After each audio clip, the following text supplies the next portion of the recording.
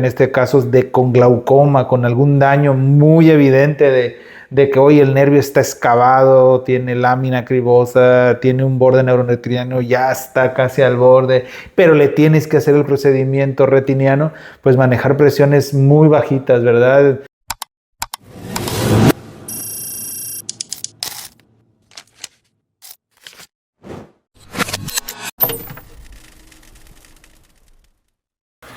Comparito, una vez más. One more time. Ya en nuevo año. Nuevo año. Pero ya habíamos grabado otro, ¿no? No. Ah, salí yo solo, hijo. Exacto. Sí, salí de solista ese día. Pues me dejaste abandonado. No, pues hay que... Está bien, se acepta porque es papá nuevo, entonces Estuvimos un poquito ahí. Sí. Tiene cosas de... fuerza mayor y paternidad. Y paternidad, entonces tiene su vacación de paternidad todavía vigente. Te damos chance. Pero bueno, ¿qué pues, tenemos? Empezamos con todo, hermanito, porque el año empezó durísimo. Sí, estuvo muy bueno. Hoy vamos a comentar un abordaje de casos. Creo que el comentario de los abordajes de los casos que hemos tenido, pues tiene buena dinámica, genera interés. Entonces, vamos a comentar un caso que recibimos recientemente. De hecho, él llegó ahora recién. Sí, fue en el mes de enero. enero, exactamente. Sí. Estamos hablando de un paciente... Por eso le decíamos que empezamos con todo enero. Ya van a ver. Un paciente masculino de 62 años de edad, de antecedente diabético, hipertenso, aparentemente controlado, ¿ok? Que él había sido intervenido de FACO con implante de lente intraocular. Ya en ambos ojos, la última cirugía la había realizado en el mes de abril. Y había tenido, pues, realmente pues no se explicó bien ahí qué fue lo que pasó. Él estaba enterado nada más que pues algo se había hecho la cirugía un poquito más compleja. Y el resultado en el segundo ojo, que fue el ojo izquierdo, no fue tan satisfactorio como el ojo derecho. Él ya estaba enterado que tenía una presión alta de difícil manejo. Fue referido a nosotros por otro oftalmólogo que lo había visto y había recibido pues ya y visto la complejidad del caso, entonces lo refirió directamente para manejo con nosotros. Entonces nosotros lo recibimos así. El paciente presentaba una inflamación bastante fuerte en el segmento anterior. Vamos a ver aquí las imágenes. A ver si la encuentro. ¿Dónde la puse? Aquí está. Ok. Llegó bastante inflamado. No con tanto dolor, pero sí un segmento anterior, pues podemos ver la córnea muy edematizada. De hecho, no se distinguen bien los detalles en segmento anterior del iris. Se aprecia que tiene un lente intraocular en cámara anterior. La verdad, al momento que lo recibí no veía bien hasta la periferia, entonces no sabía exactamente qué tipo de lente estaba en cámara anterior. Aquí se puede ver un borde más lateral, entonces pues ahí estábamos seguros que estábamos tratando de un lente de cámara anterior. La presión a la hora de recibirlo, él había mencionado que su presión intraocular máxima era de 41 milímetros de mercurio, pero cuando nosotros lo recibimos aquí traía 60, un poquito más arriba de 60. Y traía edema microquístico. Todo. Edema microquístico, sí, o sea, como que había estado subiendo la presión, aunque tenía tratamiento máximo, porque él aquí llegó con Critantec y con análogo de prostaglandina y no bajaba mucho la presión. Entonces, inicialmente agregamos acetazolamida vía oral y lo vimos, si mal no recuerdo, un par de días después para ver qué tanto bajaba la presión. ¿Cómo iba? Aclaró un poco, la presión no bajó mucho, se quedó alrededor de los 50, pero aclaró un poco la córnea, lo cual nos permitió revisar un poco mejor el segmento anterior. Aquí pudimos tomar mejor con una imagen de infrarrojo, ya vemos bien el borde del lente de cámara anterior. Vemos como aquí la pupila se ve con esta distorsión angulada, o sea, bordes angulados. Entonces, pues esto nos dice que lo más probable es que tiene vitrio en cámara anterior. Pudimos ver que también tenía, bueno, aquí está la imagen del lente de cámara anterior, ya se ve más claro, vemos como... con sus patitas también. Sí, las ápticas, y ya vemos aquí el áptica más inferotemporal, ya se veía más claro. No tengo las imágenes aquí de la periferia, pero era muy evidente. Bueno, traía ifema, ¿ok? Seguía la inflamación, la reacción inflamatoria en el segmento anterior. La presión seguía elevada y a la hora de revisar, aquí vemos cómo tenía bueno, este es el ifema postoperatorio, ahorita lo vamos a comentar. Y el iris estaba, bueno, tenía sinequias anteriores que ya lo pudimos revisar en la segunda, en la segunda vez que lo pudimos, en el seguimiento, después de empezar la acetazolamida, y ya pudimos ver que tenía sinequias anteriores y el lente intraocular estaba apoyado directamente sobre las sinequias. O sea, estaba presionando en el ángulo, sí. O sea, realmente no estaba presionando, no estaba colocado sobre malla trabecular, estaba colocado pues directo sobre el iris. Entonces, pues estamos hablando de un caso de... pues parece más UGH, uveitis y glaucoma. Obviamente, pues sospechamos que la cápsula hubo una ruptura mínimo de cápsula posterior. Ya en la segunda consulta pudimos ver algún remanente de cápsula anterior. Entonces, nuestro manejo fue proceder a realizar ciclofotocoagulación transescleral, un intercambio de lente intraocular para quitar el elemento ahí de roce que estaba haciendo el lente directamente sobre el iris en la parte anterior, y completar la vitrectomía para quitar los remanentes de vitrio que había en anterior y pues revisar igualmente en la parte posterior del ojito, ¿no? Para dejar el ojo lo más libre. Ahí personalmente me gusta, en casos tan complejos, completar bien la vitre. A mí me interesa que no haya nada posterior que me vaya a estar empujando el lente, porque aquí la apuesta era, en el peor de los casos, si no tiene nada de cápsula, claro, llámane. Claro, exacto. ¿No? Entonces, pero lo más óptimo era el plan, que hasta en este momento no sabíamos que nos íbamos a encontrar. Era, pues, ojalá y lo podamos dejar en sulcus, ¿no? Porque pues claro, se veía un poquito de remanente, pero obviamente no teníamos completamente la veracidad de decir que tiene pues más de 180 grados de remanente capsular, si eran superiores, inferiores, ¿verdad? Lo que se podía ver es, ustedes ven en la parte temporal que mencionó ahorita Mario, que se veía, eso era la parte que uno pues más o menos decía, mira, por ahí queda un restito, ¿no? Y que teníamos la idea de esto. Y pues, como todo, ¿verdad? Entre la experiencia y los casos que han ido pasando, pues obviamente ya uno va viendo, ¿no? De que pues bueno, si no tiene cápsula, pues se trata de solucionar el tema de la faquia, ¿no?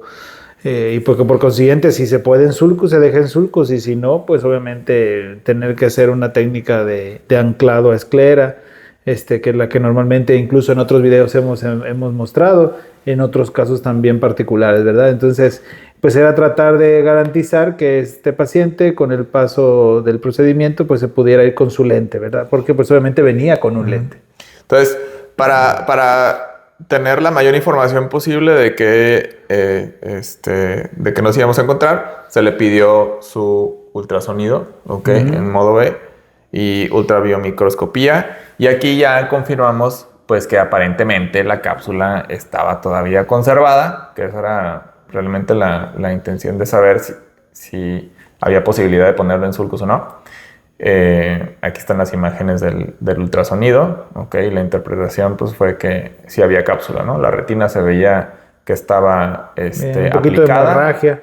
Sí, un poquito de hemorragia. Una hemorragia que había, pero digo, estructuralmente todo estaba en su lugar, ¿no? Claro. Entonces, independientemente, yo creo que, lo correcto es hacer ultrasonido, ¿no? Claro, pero si no, o sea, si, por ejemplo, si no hubiera respondido a la cetadiazol, ¿no? Y pues ya estás en un modo de urgencia, pues como quiera vas a pedir el lente de 3 piezas. Claro, y que esa fue la elección del lente. Entonces pedimos un lente de 3 piezas de la casa comercial de Zeiss, un ZT Lucida 202. Muy bueno. Sí, o sea, es el bastante de los amigable. favoritos aquí de la casa. Ya hemos hecho varias operaciones Rambo con esas. Sin conflicto de intereses. Sin conflicto de intereses. Ojalá nos patrocinen. Zeiss, patrocínenos. Entonces, bueno, ¿cómo procedió la cirugía? Bueno, aquí hicimos una pequeña edición de el video. Y pues bueno, caemos aquí en un poquito, ya habíamos presentado el tema de algunos casos de la combinación, ¿verdad? Y sí lo quiero hacer mención de la combinación de pues algún tratamiento de glaucoma más el procedimiento de retina, ¿no? De que sí se puede hacer y pensando en tratar de que pues el paciente pueda llegar a una resolución óptima en los procedimientos planificados, ¿verdad? Entonces, Mario lo mencionó, ¿verdad? Pero se pensó hacer ciclo en el más extracción de lente intraocular. Intercambio, ¿verdad? Intercambio intraocular. Exactamente. Y completar o revisar cavidad vítrea, ¿verdad? Exacto. Ajá. Ese fue el plan quirúrgico. Cabe notar también que los procedimientos pues pueden llegar a haber algún cambio o algo, pero en los casos que hemos hecho, obviamente la parte de generar primero la cicloablación como de primera instancia va bastante bien, ¿verdad? Obviamente teniendo mucho cuidado al momento, y ahí Mario lo puede detallar un poquito más, la intensidad, la forma del láser, porque también, ya saben, nosotros ponemos los trócares, los mismos de vitrectomía, que se ponen justamente después de dar la cicloablación, antes de entrar a cámara anterior o cámara posterior. Pues obviamente tratar de dejar un poquito libres, ¿no? Se tocan obviamente si es necesario por el caso, pero tratando de dejarlo más libres, pues esas áreas donde uno pone los trócares, ¿verdad? Para que pues ya saben el grado de adelgazamiento escleral, etcétera, ¿verdad? Entonces, por esa parte, pues sí, haciendo alguna salvedad al momento de hacer la ciclo y eso, pues se pueden utilizar todos los cuadrantes, pero sí teniendo ciertas salvedades en donde uno sabe que va a poner los trócares 25 o 23 o 27, ¿verdad? Uh-huh. Sabiendo y entendiendo que pues lo mejor sería unos trócares pues un poquito más delgados, ¿verdad? A elección, pues trócar 25 fue el que utilizamos en esta vez. Como pueden ver, aquí ya están los puntos. Hicimos una cicloablación en 3 cuadrantes. Exacto. Ok. Uh-huh. Y se detuvo la grabación de pantalla. Pues bueno, lo vamos a tener que poner así editado. Entonces, aquí lo que estamos viendo es, ya después de haber hecho la ciclofotocoagulación transescleral, primero se colocaron, no sé si quieres tú comentar eso. Ajá, lo que yo les mencionaba ahorita, los trócares. Obviamente, vuelvo a decirles, hay que tener pues ciertas salvedades con las áreas donde se hizo, pero obviamente vigilando muy bien donde haya sido los puntos de punción, que no haga o mucho blanqueamiento o mucho aclaramiento hacia la parte oscura, ¿verdad? Hacia el área si estás viendo que hay un adelgazamiento demasiado fuerte en esa área, pues obviamente buscar otro punto, ¿verdad? Ahora, porque, pues, sí. Este paciente no tendría que tener un adelgazamiento fuera de la cicatriz superior en donde se puso el lente. Exacto. Okay. Entonces, esa parte de ahí se evitó, tanto en la parte de la ciclofotocoagulación como para poner los trócars. Sí. Y otra salvedad, ahí justamente, mira, Y ese es otro área. El ojo cuando le pusimos los trocar estaba hipertenso. Entonces, algún comentario, como dice, cosas que tú vas agarrando también en la práctica y haciendo, son ciertas observaciones. Pero, ¿vas a comentar lo del manitol? No, perdón, sí, faltó eso, exactamente. Exactamente por eso lo metimos primero a manitol. Okay. O sea, aquí el manitol es tu mejor amigo. Exacto. Entonces, en estos pacientes que llegan en problemados con la presión intraocular, altísima, ¿sí? Manitol. Y a este paciente se lo pasamos 1 hora y media antes de. Exacto. Ya habíamos comentado que el manitol no nos gustaba dejarlo más de 1 hora y media antes, pero en pacientes fáquicos. Exacto. ¿Okay? Sí. En estos pacientes, al revés. Entre más tiempo, o sea, si lo dejas 2 horas, mejor, porque circula más el manitol y hace más efecto.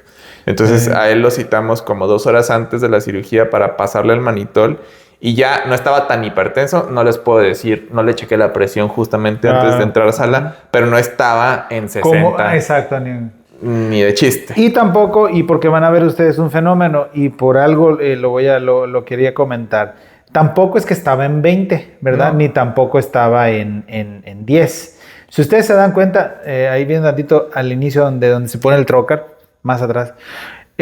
Cuando pongo el primer trocar, ustedes justamente si lo dejas fluir tantito, van a ver que, y eso es algo importante, es un signo, se los digo en mi misma experiencia.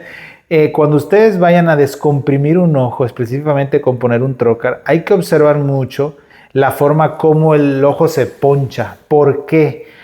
A mi recomendación, cuando pongamos el trocar, siempre veamos si hay una regurgitación y ustedes se van a dar cuenta que justamente cuando se pone en la parte inferior y de la imagen y hacia, creo que temporal, si no me equivoco, se ve un poquito como que sangra tantito. ¿Por qué? Porque literal fue una descompresión, ¿verdad? Drástica.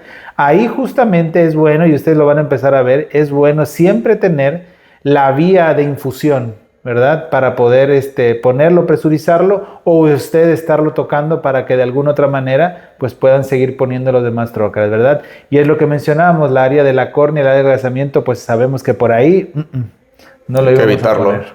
Hay que evitarlo. Igual para la ciclo, o sea, porque pues ahí puedes crear una escleromalacia por el proceso inflamatorio, que en este caso se utilizó la modalidad de poder más bajo, pero con exposición más larga. Cambian los poderes dependiendo de la plataforma que utilizan. Yo uso la plataforma Fox 3, ya está el Fox 4. Pero la nueva modalidad es para evitar exactamente que haya daño tisular y no tanto poder, menos inflamación. Entonces ha funcionado bastante bien. Y en estos casos que ya están tocados, pues con más razón quieres tener más cuidado con el tejido. Entonces aquí, pues bueno, se colocan todos los trocars y algo de la exploración posterior. No, inicial. Cuando vemos, pues obviamente hay una pequeña migración de sangradito de la parte donde empezó de la misma descompresión, pues sí, sangró un poquito y se fue a cavidad vítrea, pero nada que haber sido masivo. Eso al final el intercambio se termina y pues obviamente vemos, ¿no? Algo que se visualizó, pues la verdad un nervio ya excavado, un nervio ya bastante dañado. Sí. Ok, entonces aquí, bueno, pasamos a hacer el cambio de lente intraocular, el recambio de lente intraocular. Entonces, en esta parte, pues obviamente tenemos que hacer una herida extendida. No voy a entrar por el mismo lugar donde pusieron el lente, lo vamos a tener que sacar por una herida de córnea clara. Entonces, y aquí otro amigo es el viscoelástico, ¿no? Se trata de hacer una viscodisección y a mí me gusta primero con el visco tratar como que de separar el lente de todas las áreas en donde está adherido y colocado y de ahí poco a poco empezar a hacer una manipulación lenta para empezar a despegar y remover estaba el lente. Pegada a las ápticas, la verdad, o sea, estaban muy pegadas. Se veía que estaba cinequeado. Ahora, no sé si se dieron cuenta, este señor ya tenía meses con este problema en el ojo. Entonces, pues tiene una inflamación, tiene adherencias, tiene cinequias para todos lados, ¿verdad? Entonces, pues sí hay que tener mucho cuidado. Igual a la hora de remover el lente intraocular, pues lo tenemos que hacer con mucho cuidado para no traernos pues el iris o otra cosa. Y también la parte que tú comentaste al principio, ahorita con la intervención, el tema de la córnea. Ustedes se dan cuenta que había un adelgazamiento corneal. Entonces lo que hicimos fue extenderlo más hacia la parte de córnea clara, como un 50-50, un 60-40, tratando de evitar lo menos que se puede esa área, ¿verdad?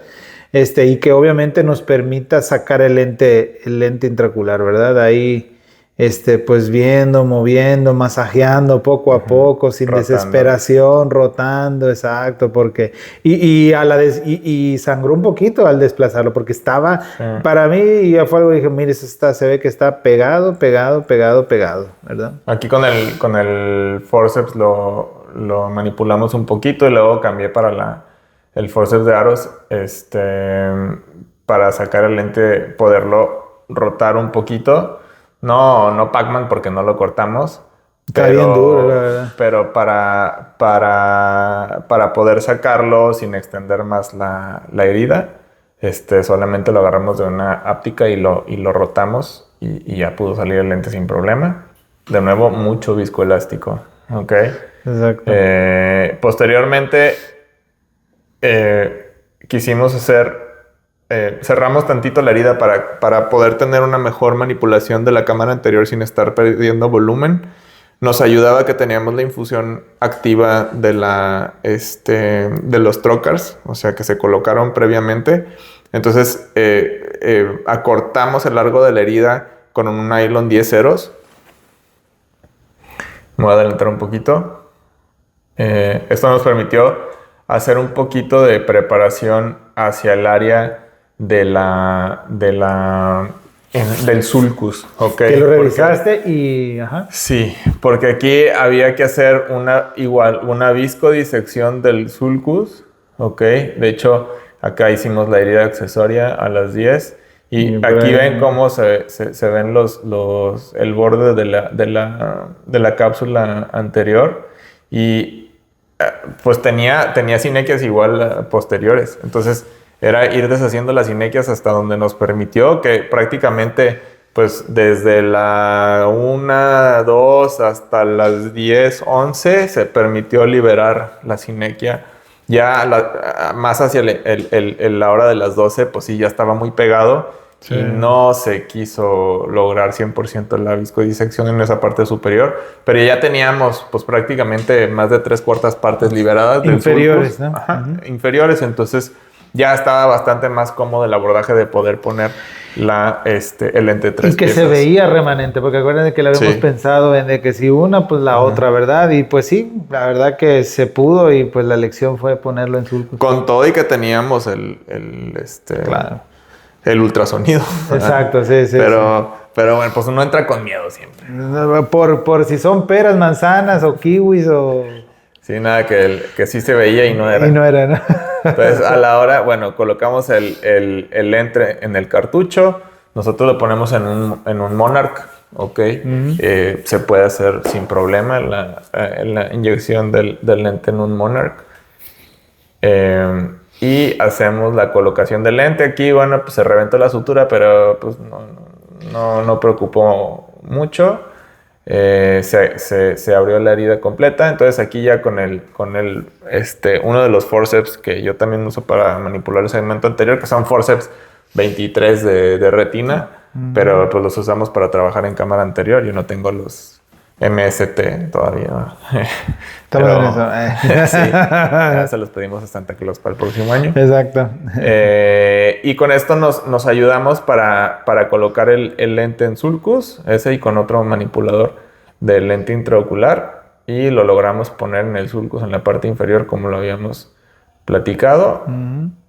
Y tuvimos una cierta, como que se resistía el lente, pero al final lo pudimos colocar sin mayor problema en el sulcus. ¿Okay? Entonces, Colocamos 3 suturas de nylon 10 ceros y para cerrar la herida principal y ya proseguimos hacia a la parte de la vitrectomía. Hicimos ahí la revisión de la cavidad, ¿verdad? Recoger todos esos restos hemáticos que quedaron por ahí, tratar de absorberlos, que no quede nada, y una revisión, pues obviamente de 360, por identación, ¿no? Tratando de ver que pues no nos sorprenda por ahí algún agujerito, algún desgarrito, ¿verdad? Rebajando hasta donde el ojito quiera.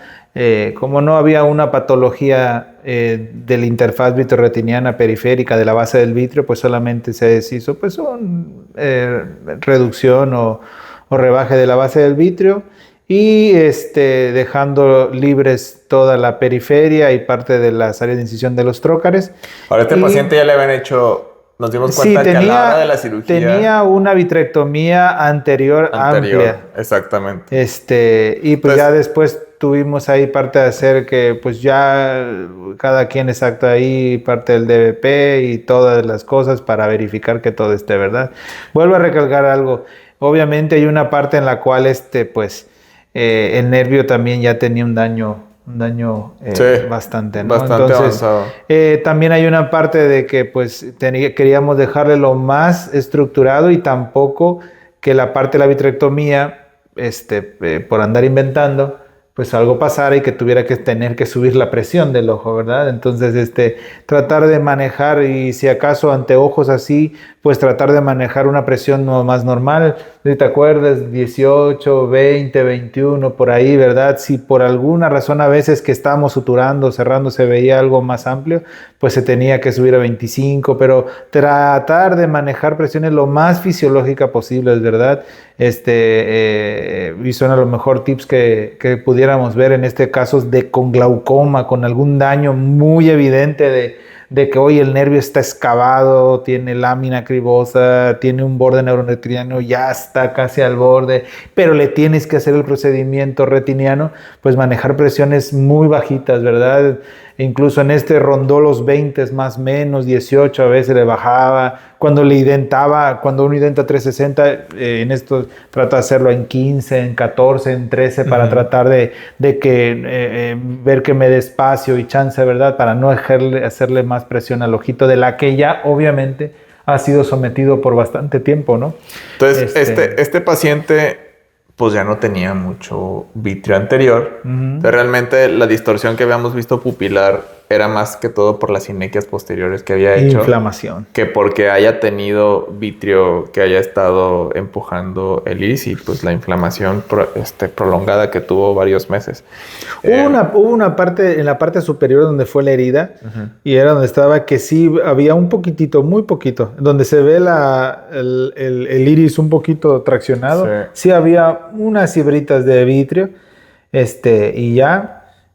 Pero pues algo que pues obviamente al pasarlo pues se relaja y pues regresa, si ustedes se dan cuenta, regresa una cierta, parcialmente, no totalmente, sí. Más inferior porque ahí es donde obviamente había mayor remanente capsular, pero tranquilo, ¿verdad? Queda esa área, ¿verdad? De la áptica ahí que se ve, pero porque pues el iris ya está un poco atrófico, ¿no? Entonces, así terminamos el procedimiento. Al final tratamos de quitar los remanentes del coágulo que se formó en la parte inferior, pero ya estaba muy adherido al iris, entonces decidimos tratarlo así y dejarlo farmacológicamente. El sentir era de que, o porque lo van a ver que lo intentamos con una pincita, lo intentamos con el vitrector y sentías que jalabas todo el iris. Sí. O sea, se movía todo el iris. Entonces dijo, híjole. Mejor dejarlo así. Mejor a veces sí. Yo sé que a lo mejor no se ve tan posquirúrgicamente tan bonito así. Mira, su iris 360 súper tranquilo. Ahí fue un poquito que le intentamos hacerlo. Pero pues yo creo que ahí empieza a ver el tema de menos es más, ¿verdad? Y lo tratamos de dejar en un 50% en cavidad, de 50 de suero fisiológico, BCS, y el otro 50 en aire.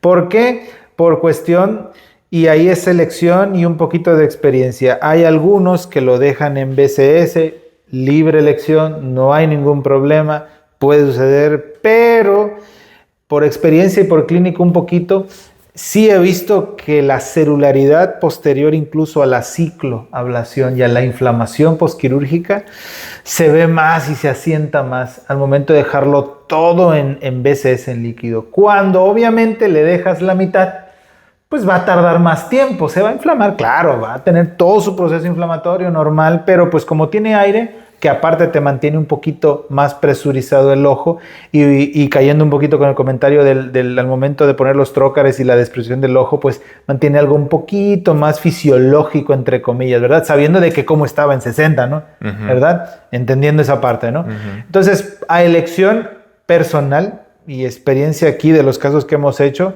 obviamente también el lente ayudó mucho. Si el lente hubiese estado un poquito no tan seguro en sulcos y eso, pues sí lo hubiese dejado en BCS y pues bueno, bregar o tratar más con el tema de la inflamación, pero al ver que quedó bastante estable, bastante tranquilo en su posición donde lo esperábamos, la verdad que me agradó mucho en dejarlo en la mitad y la mitad, ¿verdad? Para tratar de que pues ese tema de la inflamación pues fuera un poquito más tranquilo, ¿verdad? Porque pues sí, ya un ojo donde pues está todo en BCS y ahora tener que esperar que las gotas, las inyecciones, el esteroide, los medicamentos tomados bajen poco a poco al paso de las semanas, pues obviamente va a ser un poco pues más tardado, ¿verdad? Entonces, bastante mejor. Sí, okay. A pesar del hematomón, ¿verdad? De la sangrado. Entonces, ¿qué manejo le dimos a este paciente postoperatorio? ¿Ok? Yo no he visto, y que yo estoy enterado, pues no he visto muchos casos que se combinen la vitre y la ciclo. Uh-huh. ¿Ok? Puede parecer a lo mejor muy agresivo, ¿ok? Pero con el manejo inflamatorio correcto, el ojito responde muy bien, ¿ok? Aquí, como ustedes pueden ver, a las 48 horas, el paciente... No, fue a las 24. Ajá. Uh-huh. Ah, no, fue cuando lo vi yo. Tú ya lo habías visto. Entonces, Yo lo vi... Esto es como al día 6, 6 o 7 después de la cirugía. Es la primera semana. Uh-huh. Entonces, ¿qué le pusimos? Triamcinolona, transeptal. Ok. Ajá. Inicialmente le dejamos, yo le dejé, era etacortilén. Era dexametasona. Ajá, dexametasona. Pero el doc a las 24 horas que lo revisó se lo cambió a diflupernato. Diflupernato, ok. Que en Sofía es, ¿no? Sofía. Es Deslotán. Entonces, obviamente la frecuencia ahí es menos, porque la Dexa la dejas cada 2 horas. El Deslotán le tienes que bajar. El diflupernato es de menos frecuencia. Igual hemos utilizado también la Triamci tópica, que es la casa comercial Opco. Pero en este caso lo manejamos con diflupernato. Respondió bastante bien, lo bajamos a una frecuencia de 4 veces al día, ok, así como sale en esta imagen está 4 veces al día. Inicialmente a las 24 horas la presión intraocular estaba en 21. Ok. ¿Tú lo viste más inflamado que esto? No, existe. Bueno, lo que más era el asunto lo que era el tema cuando posquirúrgico, ¿verdad? Cuando terminamos, digo, ¿qué nos espera mañana, verdad? La cirugía no termina nada más el día que lo operamos. No, se la lleva uno a su casa. Entonces, ¿qué podemos esperar, verdad? Y entonces, claro, ¿verdad? O sea, era... Y también es algo esperado. O sea, el área del sangrado del iris, pues era de esperado. Era un ojo que había sufrido por tanto tiempo y que tenía fragilidad, ¿verdad? Una uveitis, un tejido inflamado, un tejido frágil, vasos que se iban a sangrar. Y pues claro, al principio cuando tú ves, pues claro, te ves toda el área inferior y hacia la parte hacia nasal que se veía ese sangradito pequeño que ya al 6º día, miren cómo se ve súper bien. Y que pues obviamente yo decidí decir, fíjate, no, necesito algo que quite no nada más el sangrado, sino la inflamación. Y pues obviamente al momento de ver el fondo del ojo, la visualización, pues ya me esperaba, ¿verdad? El menisco entre el aire y el gas, y justamente hacia abajo se veía el ojo inflamado, ¿verdad? Hacia arriba, los que vemos el fondo del ojo en aire, pues ya saben, un poquito de dificultad, pero pues se ve un poquito más claro, ¿verdad? Menos celularidad, menos células andando adentro del ojo. Por eso parte de lo que les comentaba de la explicación de por qué a lo mejor, dependiendo de los casos, me gusta dejarlo 50-50. Pero decidí, ¿verdad? Porque yo ya sé que se iba a inflamar, ¿verdad? Porque pues lo que fue un procedimiento combinado. Exacto, porque es un procedimiento que todo va a inflamar, tocarle el iris, más aparte hacer la cicloablación. La ciclo. ¿Verdad? Entonces, otra cosa que pensando en el sangrado que tuvo, o sea, que tenía restos hemáticos posterior y el coágulo que tenía hacia anterior, se le dejó también el Dansen, que es ceratopeptidasa. Okay. Si lo investigan, se utiliza también en otras especialidades médicas, dental, plástica, trauma. Y ayuda muy bien para la disolución de coágulos. También en segmento anterior. Nosotros lo manejamos así. De entrada se lo dejamos en el postoperatorio inmediato para que fuera tratando también el coágulo que tenía sobre el iris inferior y la parte posterior. Y agrego, tiene un efecto también antiinflamatorio. Antiinflamatorio, sí, sí. Tiene varios, está interesante, a lo mejor después podemos hacer un ¿Cómo mejor? Sí, o sea, hablar acerca de esto en un episodio aparte. Pero lo que hace, y ustedes lo van a ver, es que los coágulos,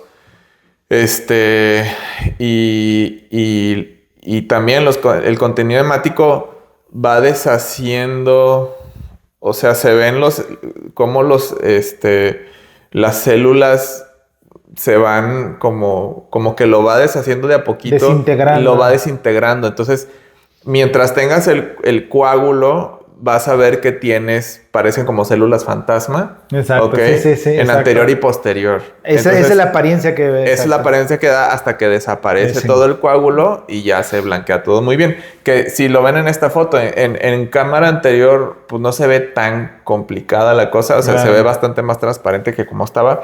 Pero ya hacia posterior, o sea, si tú le pones el rayo en slit, o en un milímetro cuadrado, pues sí ves que tiene mucha celularidad anterior y posterior. Sí. Así, en estas condiciones, el paciente tenía cuentadedos como a 20 centímetros. ¿Ok? El paciente preoperatorio veía movimiento de manos como a 10 centímetros. ¿Ok? Entonces, pues sí, yo sé, es una mejoría parcial. ¿Ok? Tomen en cuenta que este paciente anduvo paseando con 60 de presión. Mucho tiempo. Bastantes meses, ¿ok? Entonces, no se inflamó. Nos estamos haciendo cargo de resolver los restos hemáticos. Tiene todavía su nylon cerrando la herida corneal. El paciente en el segundo seguimiento, casi a la semana postoperatoria, la presión bajó todavía más. Estaba en 13 milímetros de mercurio sin tratamiento hipotensor, ni local, o sea, ni tópico ni sistémico. Y con esteroides. ¿Ok? Aquí realmente, cuando son procedimientos combinados hay que hay que ser más precavidos en el otro sentido, que te vayas a ir mucho a la hipotensión, porque sí te pueden llegar a hacer tus desprendimientos coroideos, pero fácil, y sí los hemos tenido. Sí. Entonces, sí hay que tener la precaución. Nosotros no le tenemos miedo a los esteroides postoperatorios en estos casos combinados, y al revés, son un aliado al inicio. Cuando tomamos precauciones, cuando empiezan a tener la reacción de hipertensión postoperatoria, que la pueden tener a mediano plazo, pero en estos casos combinados, pues el paciente lo va a necesitar. Ok, Sí. entonces por eso siempre le dejamos de depósito y tópico. No, porque el difluprednato, aunque la casa que lo produce te dice que no sube, en la literatura y en otros lugares en otros países donde se utiliza también el difluprednato, pues tiene su grado de aumento de la presión intraocular. Entonces es algo que se espera, o sea, es algo que se espera, y al momento de tú pensar en por qué hacerle un procedimiento combinado en un paciente con esta expectativa visual, etcétera, pues es lo que en algún momento platicamos, pues tratar de ver que el paciente ya sabemos que va a tener ese asunto de la presión, pero que sea con lo menos indispensable, ¿no? Sí, sí. Ahora, eventualmente, pues estás dándole lo que necesita para que tenga el mejor resultado, ¿ok? Antes, si no les daba o sea, si no era muy agresivo con los esteroides, a veces incluso podían reaccionar en las áreas donde se daban los disparos del láser transescleral. Me llegaron a hacer algunos de escleromalacia. Ahí fue cuestión también de jugar con el poder, pero sin dejar de tener el efecto hipotensor en la ciclodestrucción.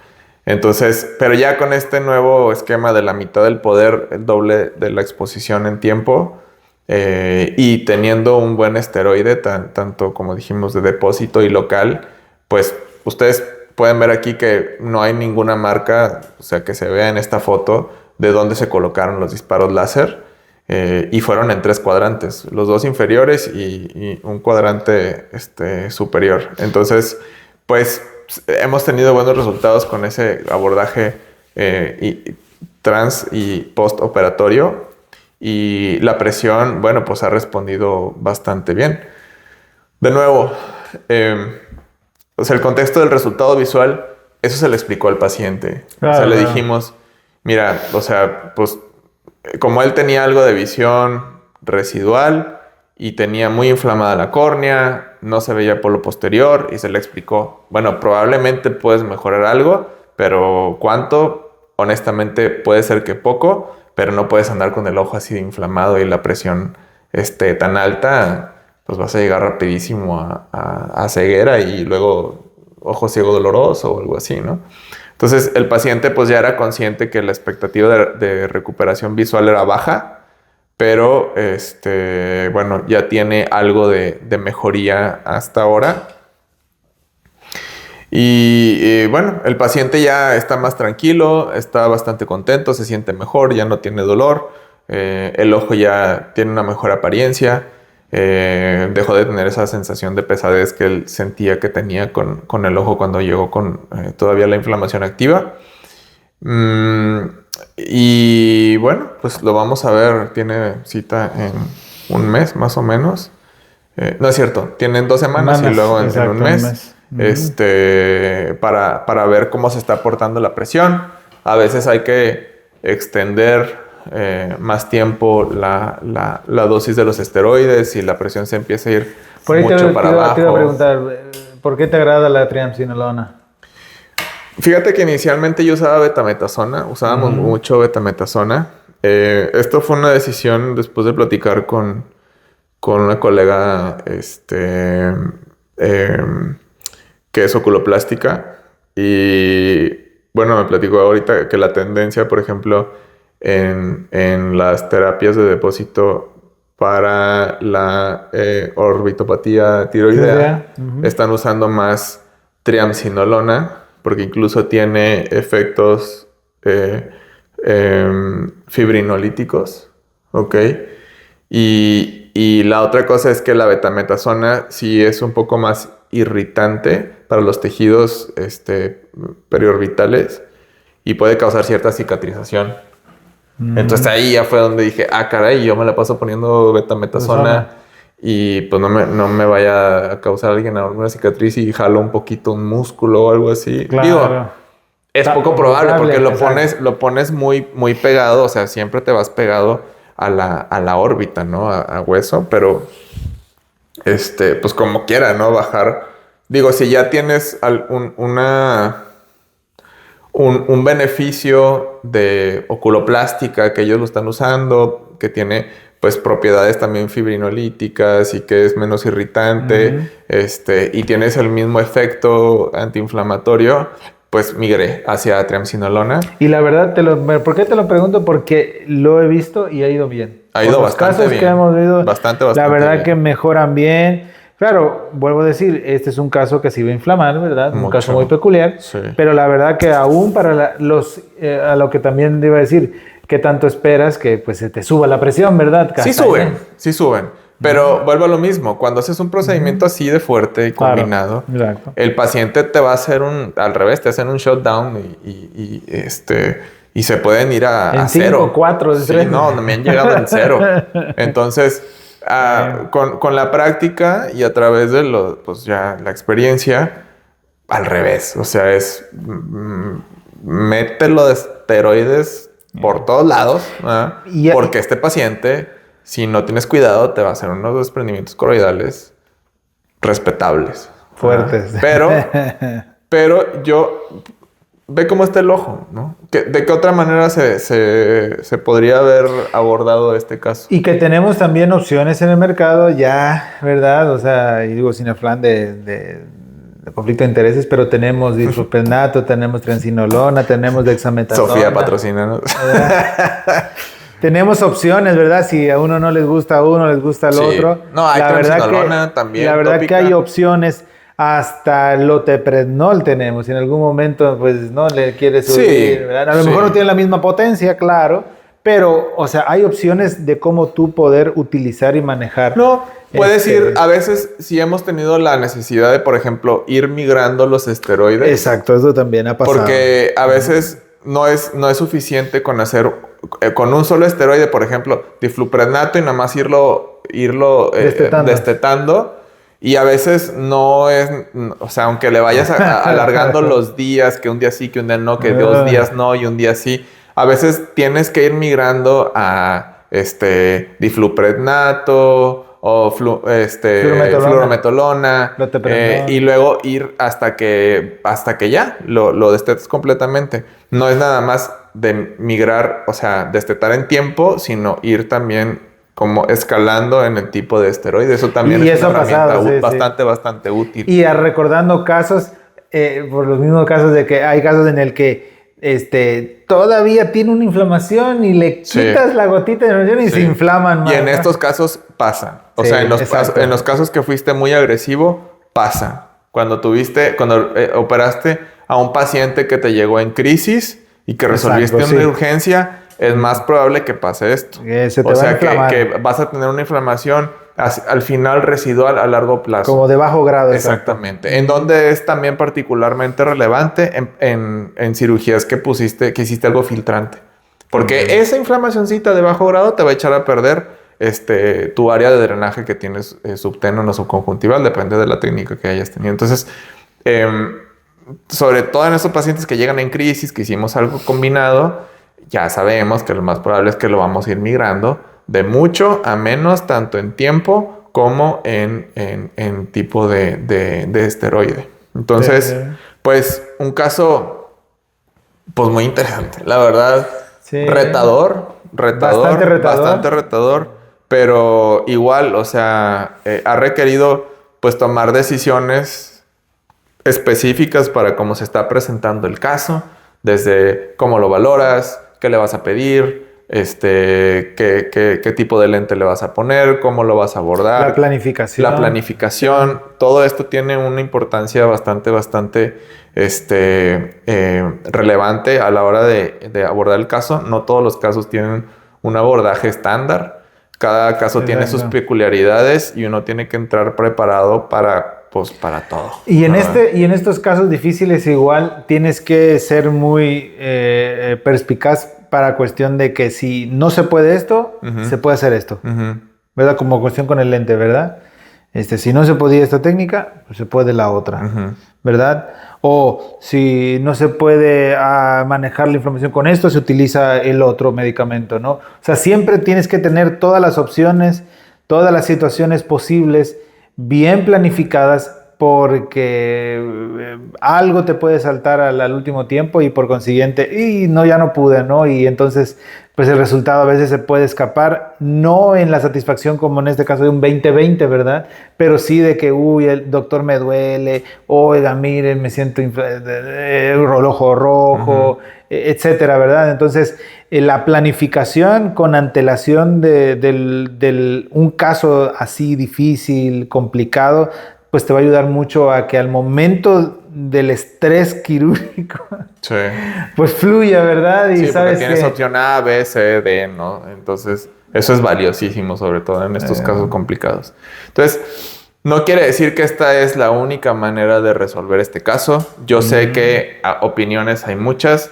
Nos interesa saber qué hubieran hecho ustedes, cómo lo hubieran abordado, qué hubieran querido saber antes, saber después, qué más podrían haber utilizado para el control de la presión, para el manejo de para el manejo de ir por el vitrio, no ir por el vitrio, vale la pena, no vale la pena, usar válvulas, Tú me lo quitaste, eso justamente, y creo que fue el comentario, o sea, oye, porque más de uno puede, y yo creo que lo pueden, por ahí le hicieron el comentario, oye, ¿por qué no mejor utilizas Sí, porque era una válvula, pero, bueno, ese es otro tema. Es otro tema más largo, pero yo digo, por la experiencia que hemos tenido con la ciclofotocoagulación, se ha vuelto cada vez más de primeras opciones.